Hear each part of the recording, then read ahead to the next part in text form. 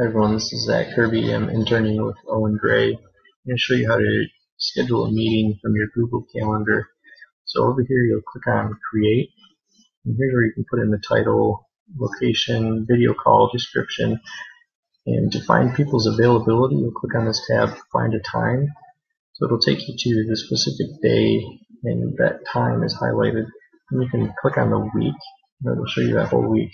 So right now it's only showing my schedule. So you click on this box here, and this will be where you invite people and check their availability. So I'm going to add a few people here who may be invited to an event. And each person is a different color so you can see if they're all available. So if you look at, say, this section here, it appears everyone's available because it's a white section. But you also need to check at the top for these multi-day events. So this one spans across Monday through Thursday. So there's two people who actually wouldn't be available during that time.